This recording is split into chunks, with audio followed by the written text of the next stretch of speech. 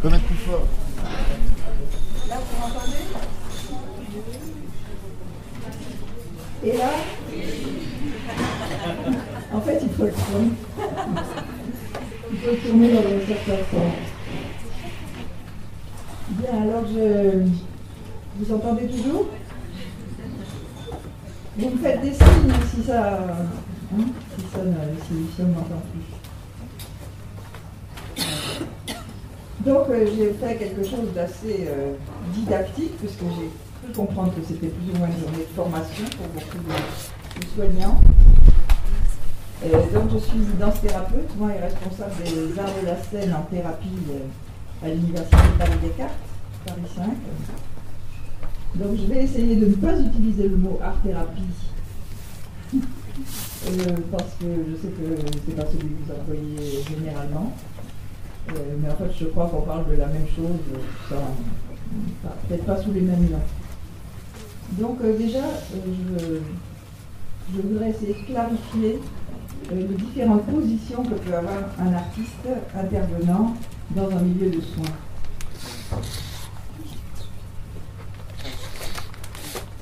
Alors, oh là là, ça fait que c'est petit, parce qu'on n'est pas arrivé à...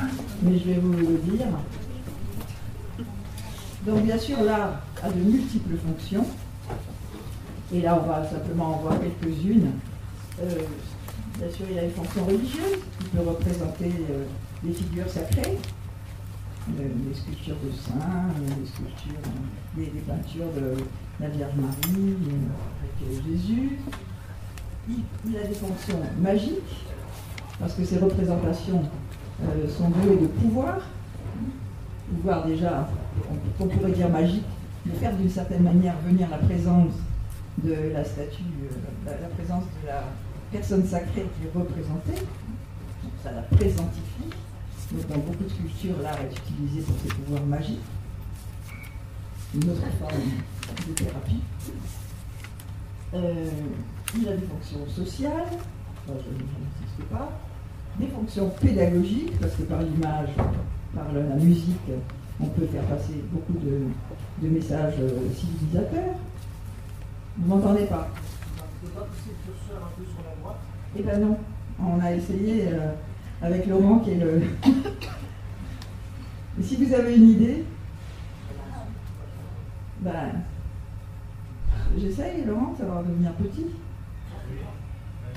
Non, il faut pas. C'est une simulation PowerPoint que je ne connais pas. Je ne connais jamais ce logiciel.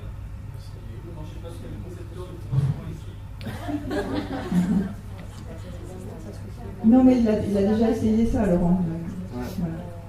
Donc, de toute façon, c'est le seul qui est écrit petit. Les autres, ça ira.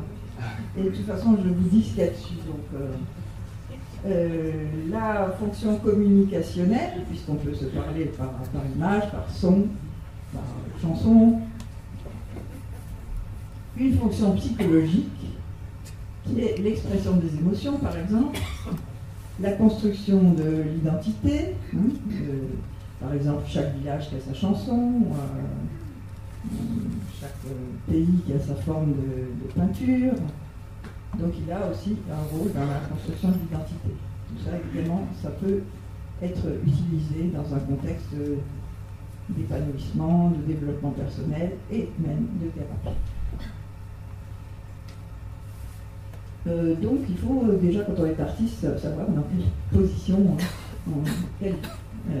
vers quelle fonction on utilise l'art. Ensuite, selon les supports, les fonctions de l'art varient aussi. Par exemple, la danse et la musique sont des arts de groupe, voire des arts de masse. À l'heure actuelle, par exemple, avec la culture rock qui s'est développée comme dans le monde entier. Alors que la peinture et la sculpture sont plus souvent des productions faites par un artiste seul, voire solitaire. On peut distinguer aussi l'art savant, qui est assez élitiste, et l'art populaire, qui s'adresse à tout le monde. Distinction qui est plus ou moins bancale, parce qu'il y a évidemment des croisements entre les deux. Vous savez que Mozart, par exemple, s'est beaucoup inspiré des musiques et danses populaires. Jean-Sébastien Bach aussi. Mais enfin, c'est une distinction qui a quand même une certaine réalité. Et puis une distinction entre l'artiste qui connaît la technique de son art et qui la met au service de sa propre recherche, de sa sublimation, et l'artisan qui connaît la technique de son art et qui la perfectionne au profit du plus grand nombre. Donc on peut dire art utile, l'artisan. Et à mon avis, on peut, sans tordre trop le truc, dire que c'est la distinction entre l'art et l'art dans le milieu de soins, puisque par définition, c'est un art qui a une fonction. Donc, ce serait plutôt des artisans que des artistes avec un grand A.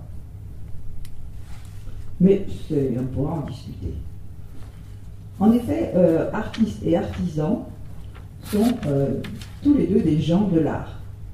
Et à l'origine, le mot art, donc techner en grec, désignait indifféremment des choses artisanales et des choses artistiques. Là, vous voyez que ces mains, porte-bonheur, là, en Tunisie,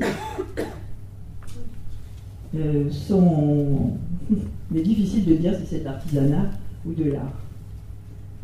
Donc, au sens grec, c'est une activité qui produit quelque chose qui vient s'ajouter à la nature. Bien sûr, l'art, c'est pas naturel, c'est une façon de, monsieur a dit très joliment ce matin, réinventer le monde.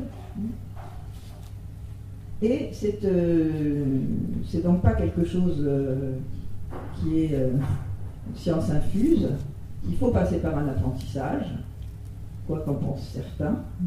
C'est une habileté donc, qui est acquise par un apprentissage et qui repose sur des connaissances empiriques. Ça sera la différence avec l'art industriel qui repose souvent sur des connaissances scientifiques. Donc cette définition que donne Aristote dans son art la définition qu'il donne de l'art dans la physique, c'est un de ses grands livres, c'est une activité qui produit quelque chose s'ajoutant à la nature, une habileté acquise par apprentissage et qui repose sur des connaissances empiriques. C'est Aristote, mais je pense que c'est toujours encore valable. Donc l'Antiquité ne faisait pas de différence entre le métier d'artisan et le métier de l'artiste. Il considérait que le potier et le poète étaient tous les deux des hommes de l'art. Et on a eu cette conception chez nous jusqu'au XVIIIe. Les productions des gens de l'art, même quand l'artisan fait ça en série, elles restent singularisées. C'est des séries, mais chaque objet est un petit peu différent de l'autre. Ce que vous voyez là d'ailleurs. Alors, l'artiste, j'espère que vous voyez quand même un peu. En Occident, en tout cas, au fil des siècles, la différence s'est accentuée entre l'artiste et l'artisan. Et c'est depuis le XVIIIe qu'on parle des beaux-arts pour l'art savant, donc pour désigner exclusivement les productions de l'artiste. Donc il n'est plus seulement un artisan particulièrement habile, mais c'est un homme, une femme doué de génie et capable de créer un inédit, quelque chose de totalement original et qui est porteur de sens. Alors je ne sais pas si vous pouvez lire, j'ai cité cette phrase de Régis Debray. L'artiste, c'est l'artisan qui dit « moi je ». Voilà, la production artistique est originale. Alors que, donc, par symétrie, donc, l'artisan, ce sera un artiste qui dit nous. Puisque les deux sont des gens de l'art, mais il y en a un qui dit moi je, l'autre qui dit nous. Donc l'artisan. Alors, bien sûr, ce n'est pas un sous-art, l'artisan, au sens d'aujourd'hui. Parce que la production artisanale peut avoir des qualités esthétiques aussi conséquentes que celles de la production artistique.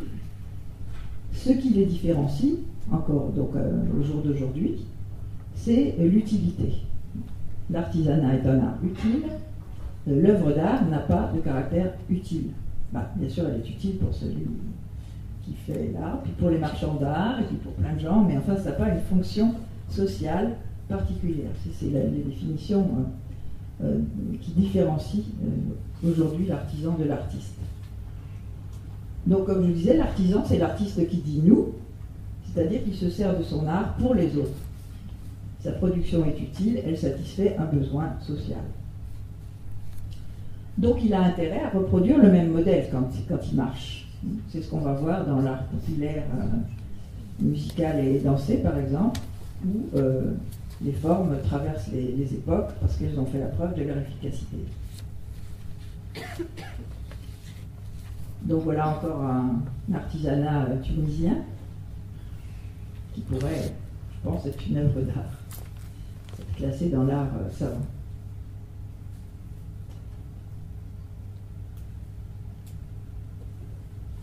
Normalement, c'est circulaire, hein. C'est un petit peu ovalisé. Alors, l'artiste médiateur, donc celui qui se sert de son art pour les autres, c'est donc un artisan.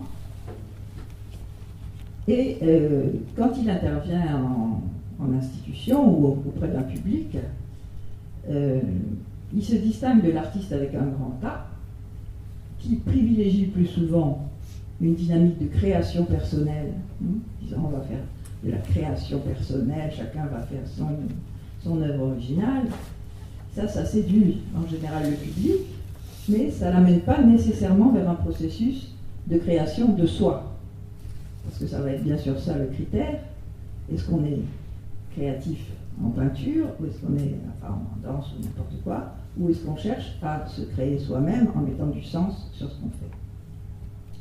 Donc cet artiste médiateur s'appuie sur l'art pour faire tiers entre le patient ou les patients et lui. J'étais très contente que tout à l'heure Anne Debras, d'ailleurs j'ai trouvé la communication tout à fait magnifique, amène cette question du tiers, parce que j'ai trouvé que ce matin dans mon petit groupe, avec le cadre, on tournait autour de cette question, mais sans nommer vraiment le tiers.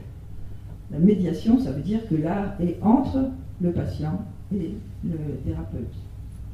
Et c'est lui qui est premier, en fait. Les deux sont subordonnés à l'art. Donc cet artiste médiateur artisan, il utilise les règles artistiques pour faire canaliser les émotions, pour donner un cadre à l'expression individuelle et pour éviter la fusion, parce que le tiers, c'est ce qui va empêcher qu'on soit dans une relation duelle, à s'admirer narcissiquement l'un et l'autre, à se fasciner réciproquement, alors que le tiers. Alors voilà, c'est cette image de danse, qui est d'ailleurs une œuvre artisanale, mais dans laquelle vous voyez du rythme, de la répétition, dans le cadre qui est autour, la notion du cercle, du partage, et puis trois danseurs qui suivent.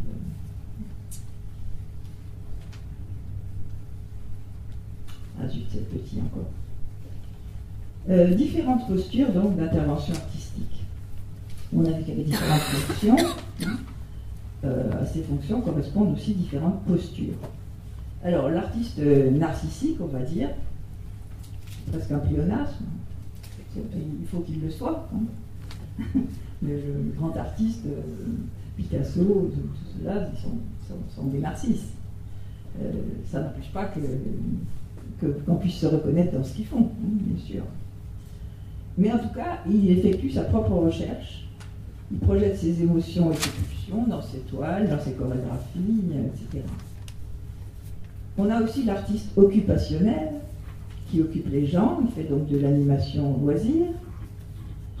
Et puis on a l'artiste médiateur, qui peut être soit un pédagogue qui enseigne son art, donc il propose un apprentissage de musique, de danse, de théâtre, donné sous forme de cours. Il n'y a rien de péjoratif dans ce que je dis là, parce que vous verrez dans ma conclusion, je dis qu'il faut être tout ça à la fois. Un psychopédagogue, Alors, je ne sais pas si en France, vous avez un meilleur nom, en Belgique, vous avez un meilleur nom que nous en France. On appelle psychopédagogie celui qui pense que son art, certes, peut faire du bien aux autres, mais il n'enseigne pas son art pour l'art, il l'enseigne donc à des fins de socialisation, de mieux-être, d'affirmation de soi, d'estime de soi et de lien avec l'autre. Je ne sais pas comment vous l'appelez. C'est pas exactement un thérapeute, c'est plus qu'un prof d'art. Voilà, c'est entre les deux. Quoi. Il utilise son art, mais pas seulement pour l'art. Le pédagogue, il enseigne son art. Hein. Ça ne veut pas dire qu'il n'a pas une idée derrière la tête. Mais, et finalement, le thérapeute, lui, il a projeté ses émotions et il les a analysées. Ça veut dire qu'il sait ce que c'est qu'un transfert et un contre-transfert. Et il comprend le processus artistique de transformation du sujet comme un processus de création. Encore une fois, à ne pas confondre avec l'improvisation artistique. On pourra en reparler si vous voulez. Donc il est capable d'enseigner son art, non pas comme un corpus figé, c'est-à-dire il n'est pas comme un professeur de danse classique qui apprend les différentes positions, mais il réinterroge sans cesse les principes de base de son art, et il sait que l'efficacité de sa pratique se nourrit de sa capacité à donner du sens, ou à faire donner du sens, bien sûr, au public, et il les rassemble à des fins constructives. Donc ces différentes postures de l'artiste, je les répète, l'artiste narcissique, l'artiste occupationnel, l'artiste médiateur qui peut être un pédagogue, un psychopédagogue ou un thérapeute, déterminent différents modes d'action. Donc il y a différentes façons de soins possibles dans le milieu du soin. Et à partir de ces définitions, il me semble que l'institution peut mieux choisir ses intervenants et orienter ses objectifs. On peut avoir besoin de plus de psychopédagogie, plus de thérapie, plus d'animation loisir. Alors l'artiste narcissique, bien souvent il ignore ce que c'est que la médiation. Il arrive en pensant que son intuition va lui permettre un contact juste et sensible avec les patients. C'est parfois vrai, mais souvent, alors moi je parle du lieu de la danse, où c'est peut-être le pire, bien souvent ils souhaitent l'admiration et ils utilisent les patients pour leur propre gloire, donc ils se font admirer. Alors, je ne pense pas que le but du thérapeute, même du pédagogue, ce soit tellement de se faire admirer. Et ce phénomène est souvent accentué par un narcissisme qui les empêche de se mettre à la place de l'autre et qui leur donne l'illusion que leur façon de voir est la meilleure. Donc, exemple, certains chorégraphes, dont je tairai le nom par charité, qui travaillent dans les institutions avec autistes et qui pensent que... Voilà.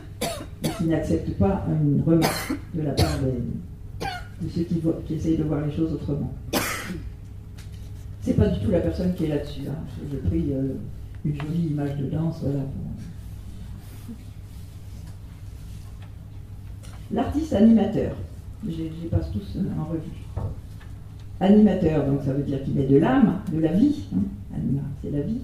Il met de la vie dans l'institution, donc déjà c'est formidable dans beaucoup d'institutions qui sont facilement mortifères, comme nous l'expliquait ce matin Madame Debras. Et il sait manier son art pour en faire un appel à se mettre en mouvement. Donc il doit en faire quelque chose d'attirant pour les gens. Vous voyez là le genre de public.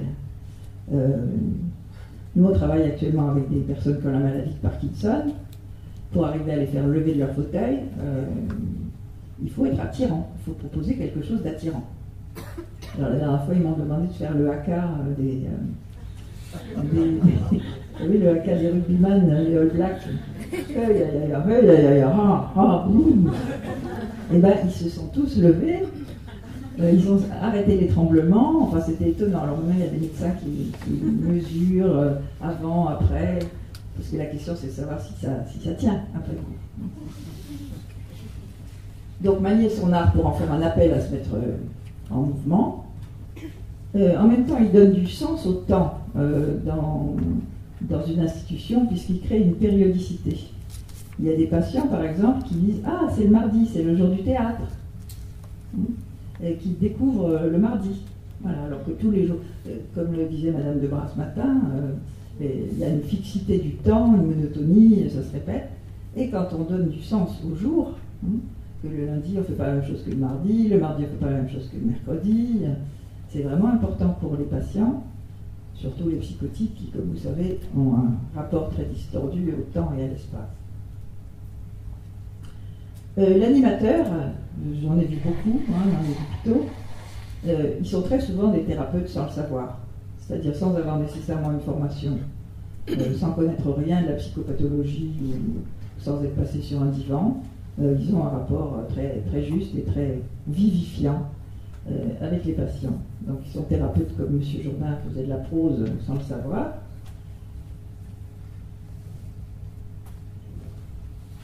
Donc l'artiste pédagogue, donc lui il enseigne l'art pour l'art. Ce qui a l'avantage de faire répéter, donc d'inscrire une expérience dans le corps des patients, c'est important, l'inscription. On parle toujours de l'art comme expression, mais c'est aussi une impression. Il fait passer plein de choses dans les structures de la danse, dans les structures rythmiques en général. Comme il est l'artiste, il amène les patients à se dépasser, ce qui n'est pas forcément toujours le cas de l'animateur. Mais parfois, il faut beaucoup d'efforts pour arriver à faire le modèle qu'il propose. Et certains patients sont donc mis en situation d'échec. Et ça, à mon avis, c'est antithérapeutique fortement, parce que ça les dévalorise, ça les déprime, et ils abandonnent. Ils abandonnent, sauf si on les oblige à eux, t'as la danse là. Donc, mais pareil, il y a des professeurs d'art qui, à mon avis, sont des thérapeutes aussi, sans avoir fait des études ad hoc, mais trop petit, donc c'est dommage parce que c'était justement l'artiste psychopédagogue construit un projet artistique à des fins donc socialisantes et renarcissisantes. Pour faire un projet artistique, de mon point de vue, il faut décrire le support artistique. Donc là, c'est de l'expression primitive. Il y en a beaucoup qui vont faire l'atelier les jours prochains, je ne m'étends pas sur l'expression primitive. C'est une association de mouvements, de rythme et de voix, et qui prend ses racines dans les danses primitives, mais qui est en même temps un métissage avec des danses européennes, folkloriques, dont elle prend la verticalité, la symétrie et la tenue du corps. C'est une activité qui est scandée par un tambour. Donc, ça c'est pour le support artistique. Le dispositif, donc les séances se déroulent dans une ambiance festive, où l'esprit du jeu et l'enthousiasme sont de rigueur, si on peut dire. Les mouvements sont simplifiés et par conséquent abordables par tous. Très important donc, pour ne pas mettre les gens en situation d'échec. Ça ne veut pas dire qu'il n'y a pas un travail à faire si on veut que ça devienne beau, mais c'est vrai de toutes les danses. C'est Yves Guilchet qui a travaillé sur les danses bretonnes qui disait une danse bretonne, on sait la faire en 5 minutes, mais jusqu'à ce qu'on l'ait appris. Non, on l'apprend en 5 minutes, pardon. On l'apprend en 5 minutes, mais jusqu'à ce qu'on sache la faire, il faut toute une vie. Voilà. Donc il faut, bien sûr, il y a un travail esthétique avec toute forme de danse, c'est artistique. Mais comme les danses folkloriques, elles sont accessibles. Tout le monde peut entrer dedans, pour des raisons alors qu'on verra pendant le stage, parce que c'est construit sur des rythmes qui sont très organiques. Donc tout le monde. La voix vient accompagner ces mouvements et augmente leur énergie vitale. Donc une fois qu'on a décrit le support artistique et le dispositif, on dit dans l'institution, on annonce nos objectifs. Après, l'institution voit si ça colle ou si ça ne colle pas avec ses propres besoins. Comme elle permet de renouer avec une mémoire corporelle inconsciente, elle fait découvrir aux gens qu'ils ont un savoir déjà, un savoir danser qui était déjà là. Et donc elle redonne confiance en soi. Premier objectif, redonner confiance en soi. Deuxième objectif, qui sont plus des objectifs d'ordre cognitif, l'exécution des mouvements sur le rythme du tambour, qui doivent être répétés un certain nombre de fois, nécessite de l'attention, de la concentration et de la mémoire. Donc il y a un effort cognitif, raison de plus pour que la séquence proposée soit attirante, motivante. Sinon, ça va les barber. On voit ça parfois, les ateliers où les art thérapeutes, les artistes en milieu de soins vont dire après « Oh, qu'est-ce qu'ils sont résistants !» Et puis, vous-même, si on vous avait proposé ce qu'ils ont proposé aux patients, vous auriez fui également. Donc c'est important de faire quelque chose de motivant. Alors, un point que je trouve important pour une meilleure socialisation, qui est le troisième objectif, c'est l'acceptation des règles qui sont véhiculées par le rythme et qui offre, le rythme offre, alors Simon est là, le rythme offre une façon particulièrement agréable, motivante et gratifiante d'intégrer les règles, qui sont en fait des règles socialisantes. Parce qu'après, par exemple, si on fera l'expérience peut-être même demain, on frappe à la pulsation d'une chanson tous ensemble, tout de suite il y a un lien de groupe qui s'opère. Donc une meilleure socialisation. La réalisation des exercices proposés, qui sont donc qui ne mettent pas en situation d'échec, permettent une réappropriation du corps et donc d'une partie essentielle de l'identité dont parlait Madame Debras ce matin. L'identité du corps, le moi corporel, c'est une partie importante de l'identité. Il n'y a pas que l'identité sociale, il y a aussi l'identité, le sens du moi, quoi. L'accès facile à la réussite favorise une représentation de soi positive, donc améliore l'estime de soi. Donc toutes ces raisons devraient faire, parce que quand on va bien présenter un projet, on est encore dans l'hypothèse, que toutes ces raisons devraient faire de cet atelier qui allie le corps, la voix et le rythme, un outil privilégié dans un dispositif de réinsertion et de resocialisation des personnes en échec ou déprimées. Alors je vous montre une photo d'une séance. Vous voyez que ça diffère d'un cours de danse dans l'implication corporelle des gens. Alors, ce n'est pas les adolescents en question, ce sont des adultes. Voilà. Mais très, très déprimés.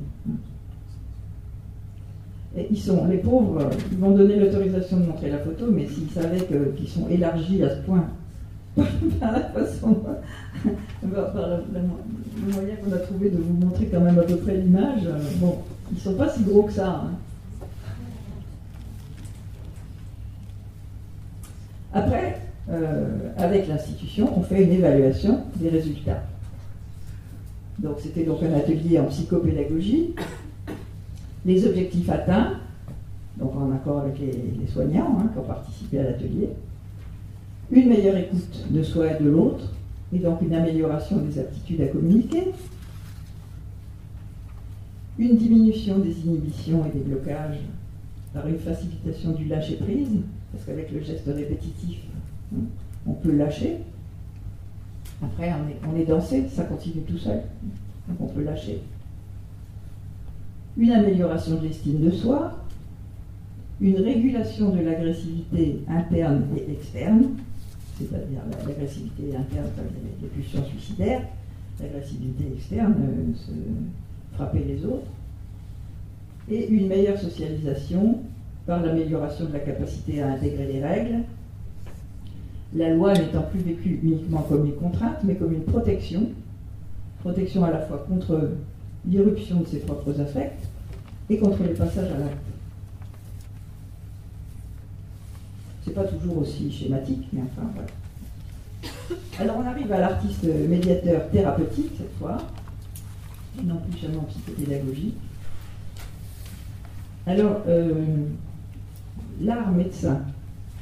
Je ne sais pas si vous avez lu Claude Lévi-Strauss, qui est un grand anthropologue, qui donnait le conseil aux psychanalystes d'aller confronter leurs méthodes et leurs théories avec celles de leurs grands ancêtres, les chamans et les sorciers. Donc, de plus en plus de psychanalystes sont allés voir effectivement du côté des chamans et des sorciers, non pas pour... encore une fois, on n'est pas dans l'art religieux, c'était la première fonction de l'art. On ne va pas aller voir les chamans et les sorciers pour faire ce qu'ils font. On ne va pas se mettre des plumes sur la tête et faire des ouh. Ça se fait beaucoup, ça, par contre, dans le cadre, dans le mouvement New Age. Ils ne se disent pas, thérapie, c'est pas scientifique, ça ne veut pas dire que ça ne marche pas, mais c'est autre chose. Moi, je parle vraiment d'autre chose. Par contre, aller voir ce qu'ils font et comprendre un peu les mécanismes de leur efficacité, ça, c'est très instructif. Donc, on a la chance que maintenant, il y ait des tonnes de bouquins d'anthropologie qui décrivent leur façon de faire, la raison de l'efficacité. C'est donc l'efficacité symbolique, l'efficacité des symboles, c'est-à-dire des représentations qui vont pouvoir être mises sur les pulsions pour leur donner un langage. Donc l'art offre une issue symbolique aux pulsions, parce que les symboles, ça, Lévi-Strauss y a beaucoup insisté, en confrontant justement avec les méthodes chamaniques, les symboles ne sont pas nécessairement des mots. Les symboles peuvent être des dessins, des peintures, des musiques, des gestes. Donc l'art offre un langage symbolique à ce qui ne peut pas se traduire en mots, ce que Lacan appelle le réel, toute cette partie énigmatique et mystérieuse en nous qui nous ramène à une époque très archaïque avant l'apparition du langage. Et comme c'est avant l'apparition du langage, par définition, ça ne peut pas se dire. Mais ça peut se musiquer, se dessiner, se danser. Ce qui fait que l'art a toujours quelque chose de totalement intraduisible. C'est pas vraiment en mots. On peut dire des choses dessus, autour, mais le traduire vraiment, c'est pas possible. Les thérapies traditionnelles que donc maintenant on étudie par l'anthropologie existaient aussi en Europe, et il nous en reste quelques vestiges. Donc le tarantisme en Italie du Sud, où on symbolise ce qui ne va pas, sa maladie, par la figure de l'araignée. J'ai pas le temps de développer ça aujourd'hui. La danse de Saint-Guy, alors qui était qui était une épidémie de Corée, c'est-à-dire de mouvements involontaires, qui a fait rage, en particulier dans vos régions, le nord de la France, l'Est de l'Allemagne, les pays nordiques, au Moyen-Âge, pendant la guerre de 100 ans. Alors, danse de Saint-Guy, vous savez que c'est à la fois le nom de la maladie, de cette Corée, voilà, des mouvements involontaires, mais aussi le nom de la danse qui guérissait cette maladie. Donc une danse qui canalisait le désordre, qui lui donnait un langage. Le langage étant la marche de Saint-Guy. Alors je vous dis ça parce que vous savez qu'au Luxembourg, à Echternach, chaque année, le mardi de Pentecôte, il y a le vestige de cette danse de Saint-Guy, très assagie, mais donc avec une procession dansante qui entre dans l'église Saint-Willibrod, qui est celui qui a... C'est le Saint-Guy luxembourgeois, là, avec bénédiction de l'évêque, etc. Donc ces thérapies traditionnelles, elles ne sont pas si loin de ce qu'on a eu nous aussi, et qu'on a perdu. Donc au fond, là, quand on parle d'art comme langage qui peut donner une issue symbolique, on parle de la catharsis, c'est-à-dire on exprime ses pulsions d'une façon, et on arrive à les exprimer parce que on leur a trouvé un langage. La maladie, c'est une pulsion qui n'arrive pas à se dire, qu'on a réprimée, qui n'arrive pas à se dire. Chez nous, il y avait donc la fête des fous. Donc là, c'était une institution, on peut dire qu'elle est dehors. La société du Moyen-Âge avait mis en place une véritable soupape de sécurité qui permettait de libérer des désirs non autorisés dans la vie quotidienne. C'était le premier de l'an. On pouvait donner libre cours à ses désirs, c'est-à-dire être goinfre, farceur, infidèle, changer de sexe pour une journée, enfin, voilà, toutes sortes de transgressions, mais dans une ritualisation qui l'autorisait. On ne pouvait pas le faire les autres jours. Toujours là. Donc après la messe, chacun courait, sautait, dansait dans l'église, faisait n'importe quoi, et c'était donc admis. Tout ça, c'est des formes de thérapie qu'ont inventé les cultures pour donner un langage à ce qui est habituellement réprimé. Ils avaient déjà compris des choses qui sont maintenant des b.a.-ba du soin par l'art, l'importance du jeu, J.E.U. Voilà ce que dit par exemple un auteur de l'époque qui souligne le caractère thérapeutique de cette cérémonie. Il écrit « Nous ne faisons pas toutes ces choses sérieusement, mais par jeu seulement, et pour nous divertir, selon l'ancienne coutume, afin que la folie qui nous est naturelle et qui semble née avec nous s'emporte et s'écoule par là, du moins une fois chaque année. » Alors nous, c'est une fois par semaine, en général. On donne aux patients l'occasion non pas d'être fous, mais de canaliser leurs pulsions dans des scénarios où ils peuvent devenir autres que ce qu'ils sont en temps quotidien. La nécessité du cadre qui canalise ces pulsions, on ne fait pas n'importe quoi. Il y a un cadre, il y a un temps. Ça va être par exemple, je sais pas, le mercredi de 3 à 4. Dans toutes ces thérapies traditionnelles, on ne séparait pas musique, danse, théâtre. Tout ça était ce que Paul Zumthor appelle la poésie orale. Tout le corps devient langage, aussi bien par la voix, enfin, tous les canaux sensoriels sont invités à participer à cette expression. Donc ça c'est, alors je sais pas, j'ai pas trouvé dans quel tableau c'est, du Bruegel, mais enfin c'est la danse et son livre. C'est plus comme ça au Luxembourg, hein, c'est beaucoup plus sage. Hein. La persistance actuelle de la procession des Charnac, c'est beaucoup plus sage. Mais c'est passionnant de voir qu'il y a des milliers de gens qui y vont. Et évidemment, ils n'ont plus maintenant cette Corée médiévale, mais ils viennent pour tous les troubles, pour réussir leurs examens, ou pour retrouver leur cheville.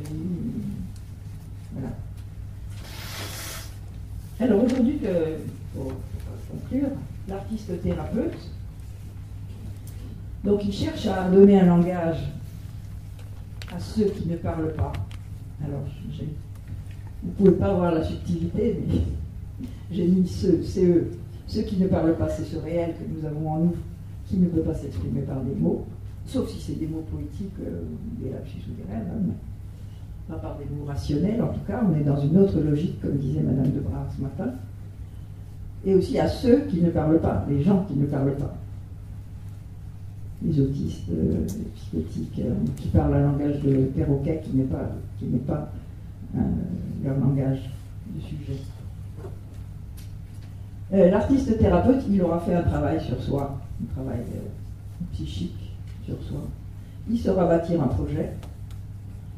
Il aura suivi une formation en psychopathologie, psychologie en particulier, pour être clair sur les effets de transfert et contre-transfert.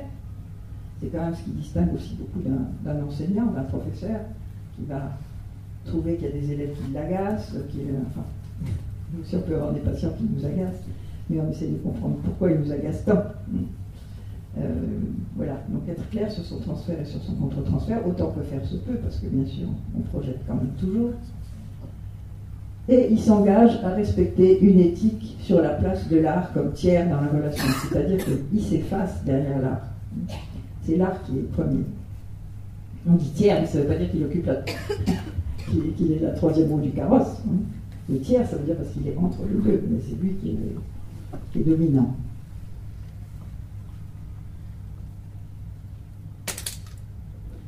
Donc en conclusion, pour intervenir dans le soin, il me semble qu'il faut réunir toutes ces fonctions. Il faut avoir un art, il faut pouvoir maîtriser un art, autant que faire se peut. L'art nous dépasse toujours, mais enfin, il faut en tout cas être capable de le présenter d'une manière assimilable par autrui. Il doit être animateur, en ce sens qu'il réveille les gens. L'artiste, à mon avis, c'est pas un psychothérapeute en ce sens qu'il ne va pas soigner par les moyens classiques de la psychothérapie, mais il va plutôt travailler sur le réveil des forces de vie par son art. L'art fait résonner le dedans. Il est présenté au dehors, mais il fait résonner, enfin, il met en relation le dehors et le dedans, ça résonne.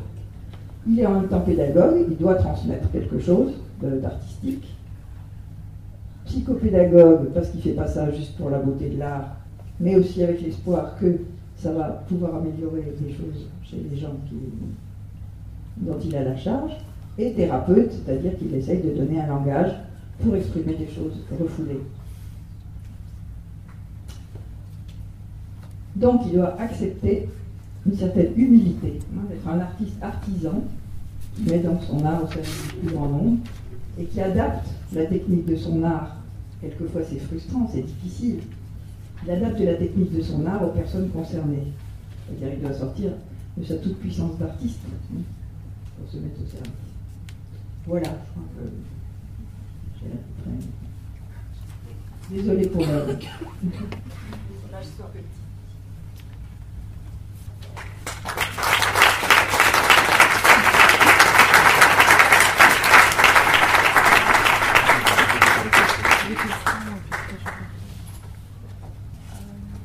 Peut-être que ce qu'on peut proposer, c'est un échange de questions-réponses par rapport à votre intervention, avant que Jean-Florence... Oui, c'est comme il préfère, lui. Oui, Jean préfère venir et puis après on fait... Est-ce qu'il y a des questions? Est-ce qu'il y a des questions?